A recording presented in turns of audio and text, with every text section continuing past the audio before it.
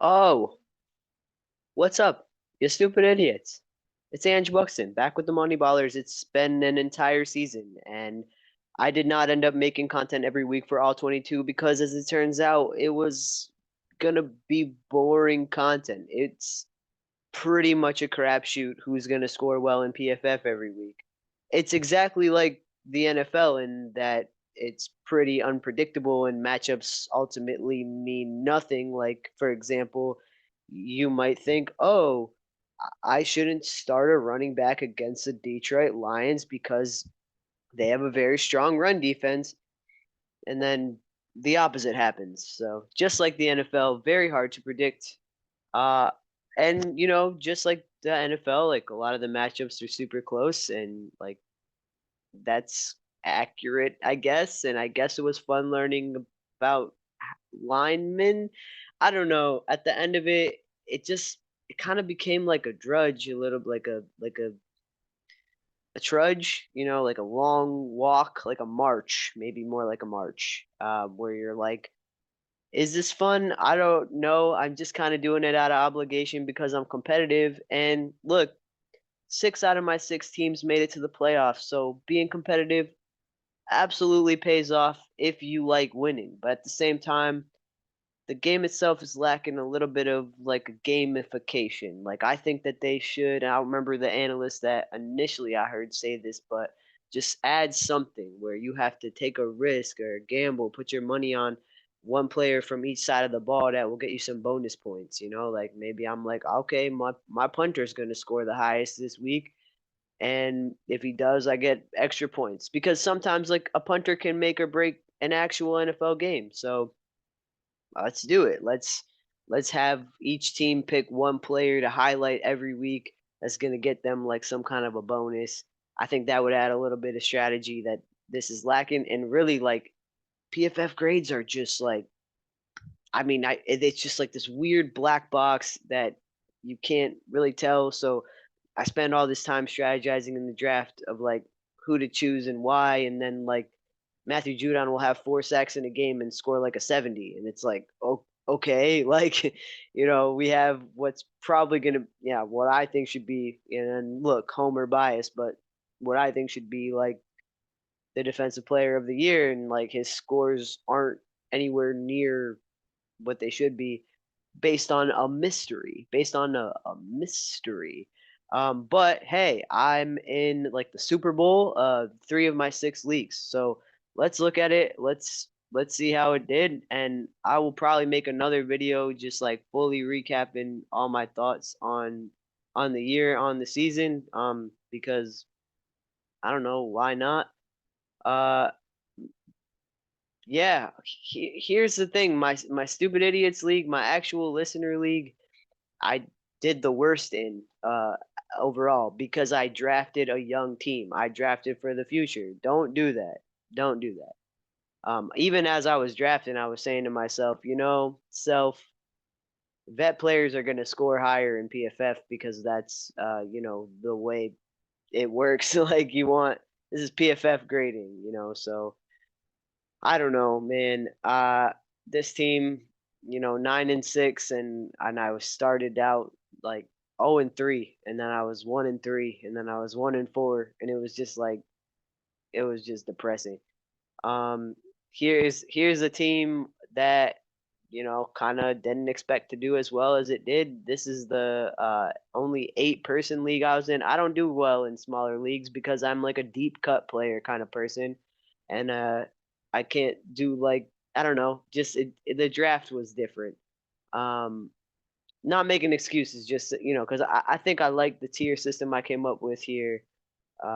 This was a little bit different where I really went with tiers in this, and um, lost in the conference round. And then my eye test league, this is the team that I autoed this entire draft. I didn't manually pick like a single pick.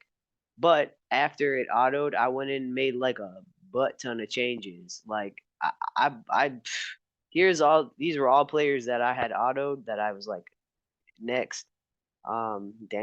Zach Wilson was one. Why would I draft Daniel Jones and Zach Wilson? I would never. But then I grabbed a bunch of like I grabbed Josh Sweat and I grabbed Mike Hilton and Aziz and Malcolm Rodriguez and um just a bunch of players that ended up. But Matt Judon was on the waivers or whatever. So a bunch. Patrick Queen really came through this year. So as soon as the draft was over, as soon as the ad drop period started, I was able to improve my team, and now I'm in the Super Bowl against Supermen. So woo, men or whatever. Uh, and then this is the first league. This is really the league where I stuck to my guns and said, "Oh no, this is my first time doing this, and I know what I'm doing." And you can watch basically this entire draft I broke down in videos, where I was like, "I am going for the highest rated positions. I'm going to work my way down to, fill out my roster. That's what I'm doing." Um, and I stuck to those guns, and I made it to the conference round.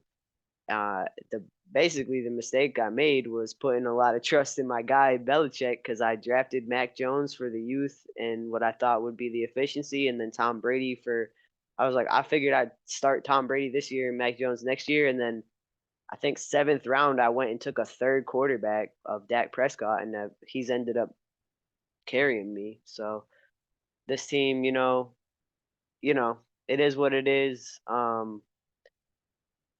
This nothing really worked out the way it was supposed to on this team, but 10-5-1. Oh yeah, I had a tie. That's interesting. Letterkenny League. This is the league that I went for a really specific strategy. I recommend this in like thinking in terms of scheme when you're drafting. I went and built for a two tight end scheme on this. I took Kittle and Kelsey as soon as I could. I grabbed them and it just worked out. I don't know how I drafted so well in this. Like I have Garrett. I got Garrett first round, Parsons second round, and I grabbed as many good tackles as I could. And then I went and got Kittle and Kelsey, and I was like, let's do it. And now that seems like it would be impossible to do. But then, oh shit, my COVID test is ready. At the time, we weren't sure what was up with Kittle and Kelsey. Everyone was like, oh, Kelsey's old and shit. So, and I punted the ever loving shit out of running back. So I recommend that too. Just don't even worry about running back, to be honest. So I'm in the Super Bowl for this league as well, 13-3. I mean, this team, and I didn't have Kittle for a lot of it. So the scheme eventually paid off, but it didn't really work out. Geno Smith, look at my quarterbacks. Like these are all like people I just picked up. I didn't draft Geno Smith. No one did. Justin Fields, I don't even think got drafted. But I grabbed Hurts and then Dak, and then I think way later I grabbed Justin. And I mean, it's hard to beat a team with all the top quarterback. Like obviously, let's see who I'm up against. Cause all right, I'm up against Mahomes. I'm not gonna have Hurts this week, but hopefully Prescott will do well. And this guy's got a pretty strong team here.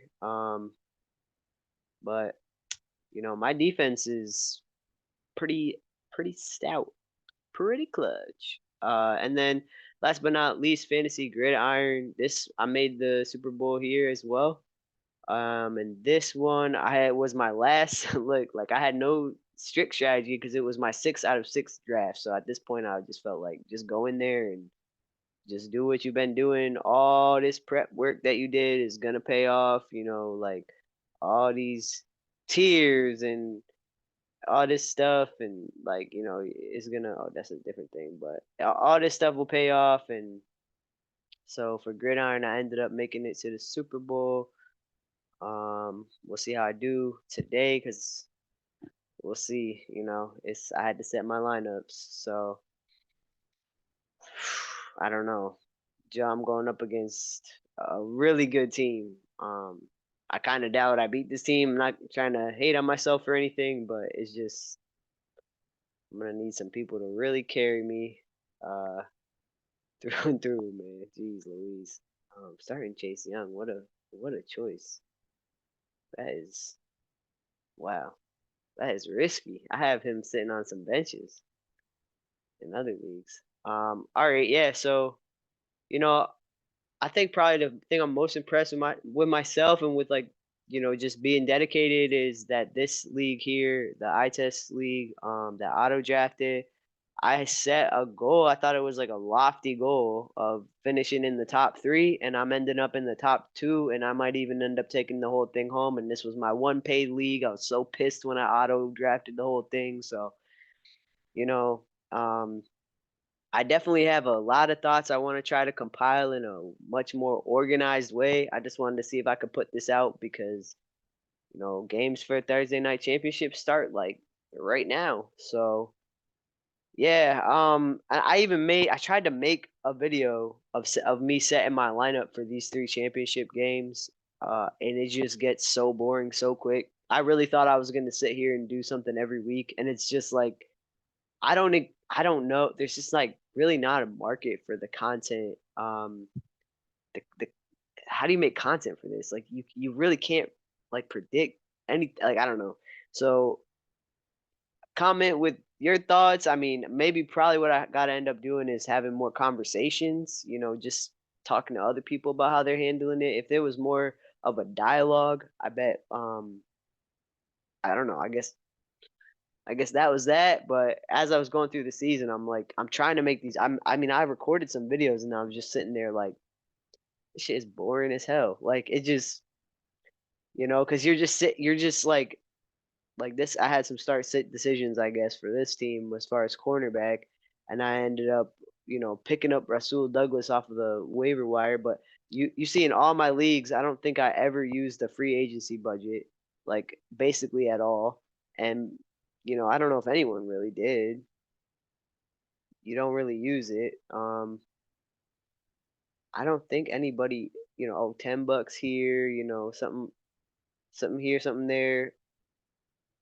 Okay, I guess some people did. I never did because I just would wait until like why would I pay to pick somebody up when it's a crapshoot? Like I might literally just drop them like the next day.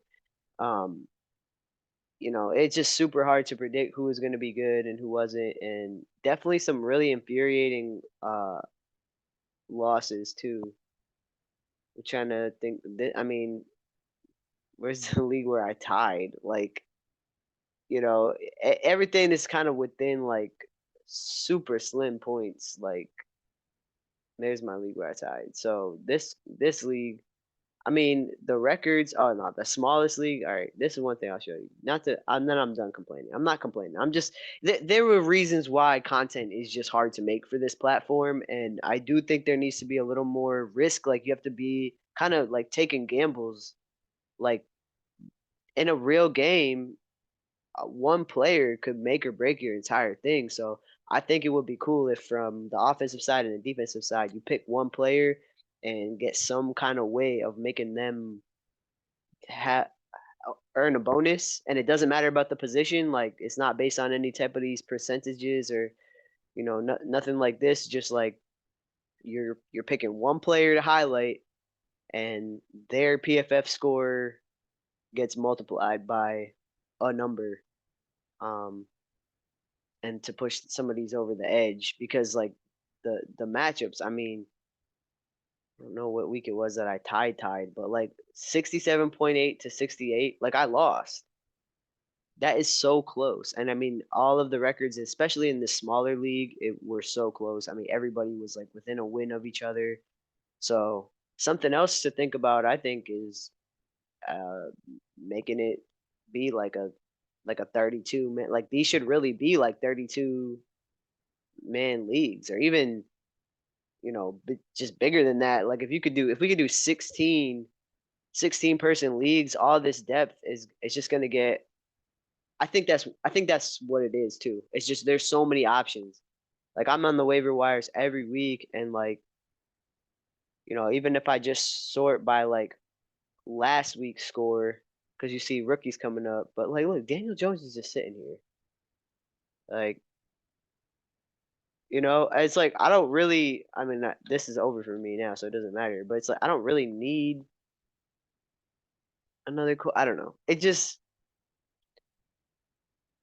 just one of those things, man. Like you want to be competitive. I don't want to lose ever. Obviously, I made the playoff in every league just by staying on top of it. Never letting myself be over. Like I would be auto DQ from this league from this week because I'm over. So I never let that happen. And then every week I would come in and check that I had I can drop this homie and check that I had a starting punter and kicker because of bye weeks and shit. So basically, that was the bare minimum is to make sure you're doing that. And then if you're doing that, then like you should be good. But it auto subs for you anyway. I don't know. Just something to think about. Um, Probably do a whole review later, and we'll see if I end up. It's just crazy. I ended up in 50% Super Bowl, 100% playoffs, 50% Super Bowl rate. That's pretty high. So the preparation paid off. Uh, I think with that kind of success rate, I, I have a little bit of cred to speak on this more next year, but I don't know. It was tough to stay engaged. I am absolutely gonna play another year because of the dynasty aspect. I want to see how the dynasty stuff plays out, and there's so many bugs and shit to work out. That's like I want to see how that kind of stuff. I want to see how the rookie draft goes. I want to see how stuff pans out, but I think adding some kind of a bonuses thing and then making the leagues deeper. The leagues like need to be deeper. And I know drafting is gonna be a bitch, but drafting is about to be a bitch regardless. Someone's in my driveway right now. They better be delivering a package. I feel like this happens every time. All right. Look, I'm gonna catch you on the flip, and I hope you found success as well. I hope it was somewhat fun. I don't know if it was fun for me. Oh yeah, definitely got a package. All right. Man, yeah, I'll catch y'all on the flip. Good luck out there. Stay safe, folks. Hasta